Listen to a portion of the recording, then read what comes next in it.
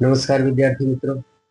कक्षा 11 अर्थशास्त्र विषय पाठ 2 मूलभूत ख्याल और संकल्पनाएं में आज हम तीसरा दिन देखेंगे, डे 3। ठीक है, जिसमें हम देखने जा रहे हैं संपत्ति और कल्याण, वेल्थ एंड वेलफेयर।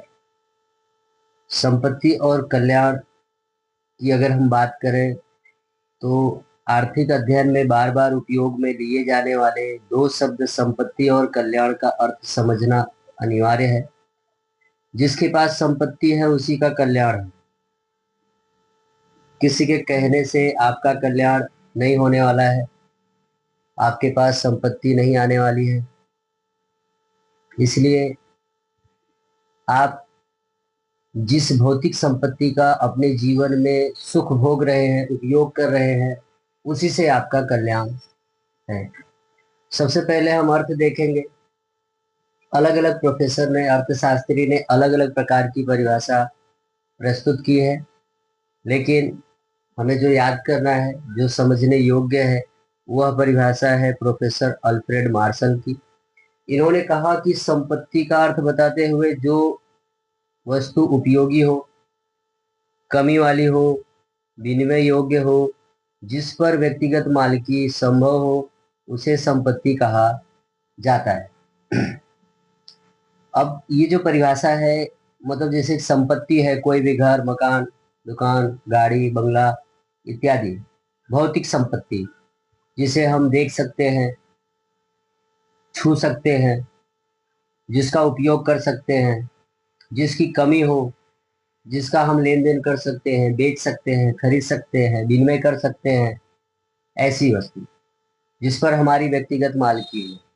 कई बार वर्गखंड में आपने देखा होगा कि आपके मित्र ने आपसे पेन मांगा, ठीक है, तो आपने पेन दे दिया, लेकिन थोड़ी देर के बाद फिर आपको जब पेन की जरूरत पड़ी तब आपने अपना पेन उससे वापस मांग लिया। तो आपने मांग क्यों लिया? क्योंकि वो आपका पेन था, आपकी मालकी थी, आपकी संपत्ति थी, इसके लिए। ये तो मैंने आपको एक छोटा सा पेन का उदाहरण दिया है। तो ऐसी बहुत सारी चीजें हैं। ये परिभाषा अगर आप याद करते हैं अल्फ्रेड मार्शल की, तो इसके साथ ही इसके जो लक्षण दिए हुए हैं ये भी आपको याद हो जाते हैं। परिभाषा याद करने से लक्षण याद होगा, ये बार बार आपको याद करना पड़ेगा नहीं। आगे हम लक्षण देखेंगे, संपत्ति के लक्षण। तो सबसे पहला लक्षण दिया है, 5 लक्षण है। पहला दिया हुआ है, संपत्ति में उपयोगिता का गुण रखते हैं।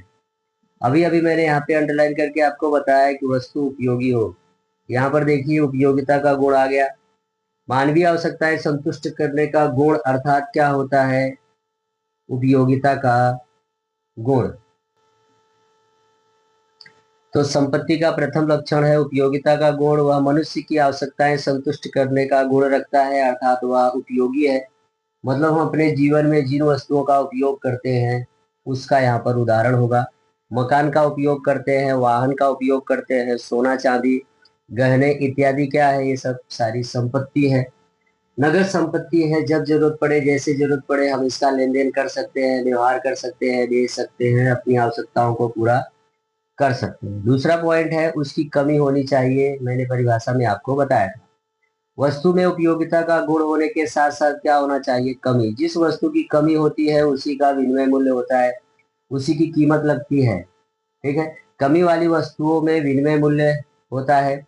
सर्वसुलभ वस्तुएं बड़ी सरलता से मिल जाती है। सर्वसुलभ वस्तु जैसे हवा है, सूर्य प्रकाश है, पानी है इत्यादि, तो ये बड़ी सरलता से मिलने के कारण क्या होता है, इसका उतना विनिमय होता नहीं है, इतना मूल्य होता नहीं है। जो चीज कमी वाली है, घर, मकान, बंगला, सोना चांदी इत्यादि, इन्हीं का ही क्या होगा? उपयोगिता मूल्य देखने को, कमी वाला मूल्य देखने को मिलता है। तीसरा पॉइंट है, भौतिक अथवा बाह्य रूप धारण करते हैं। मैंने अभी थोड़ी देर पहले आपको बताया था कि जो संपत्ति को हम देख सके, छू सके, वो क्या है? भौतिक संपत्ति। भौतिक संपत्ति अथवा बाह्य रूप रखने वाली होनी चाहिए। व्यक्ति में निहित ज्ञान, समझ, कला या संपत्ति नहीं है। आप कितना ज्ञानी हो ये संपत्ति नहीं है, लेकिन आपके पास क्या संपत्ति है? क्या घर, मकान, गाड़ी, बंगला है, सोना चांदी है, वह संपत्ति है। लेकिन कई बार क्या होता है, विचार करने वाली बात यह होती है कि आपके पास कितना ज्ञान है, वो ज्ञान की बात तो सही है, लेकिन साथ में अगर आप कोई कहानीकार हैं, कोई लेखक हैं और अपने विचार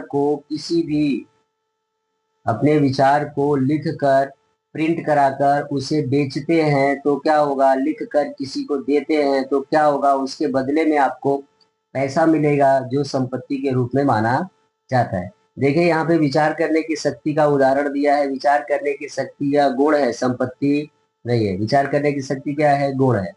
उसका हस्तांतरण नहीं हो सकता। आपका दिमाग क्या सोचता है, कितना सकारात्मक, कितना नकारात्मक, ठीक है, सबका दिमाग आपके जैसा हो सकता नहीं है, ठीक है। लेकिन एक वैज्ञानिक होता है, वो एक खोज करता है और उसे क्या करता है, प्रदर्शित करता है, बताता है, बनाता है, फिर उसका विक्रय होता है जिससे उसको कीमत मिलती है, वो संपत्ति है।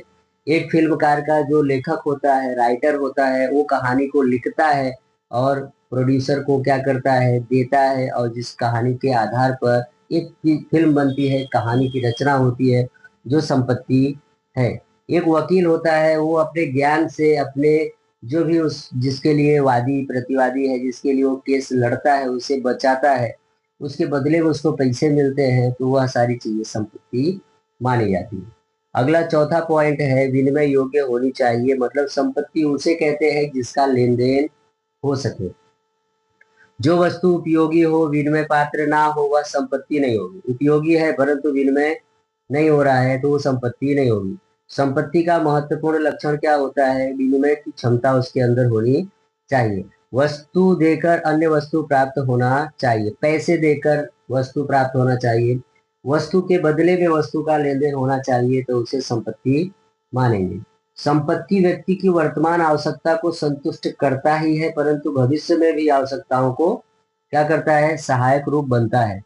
आज आपने सोना चांदी घर मकान खरीदा है तो आज वर्तमान आवश्यकता तो क्या कर रहा है, वो पूरा कर ही रहा है, लेकिन साथ में क्या होगा, भविष्य में भी वो घर मकान सोना चांदी आपकी मुसीबत के टाइम पे, आवश्यकता के टाइम पे पूरा करती है, आपकी मदद करती है।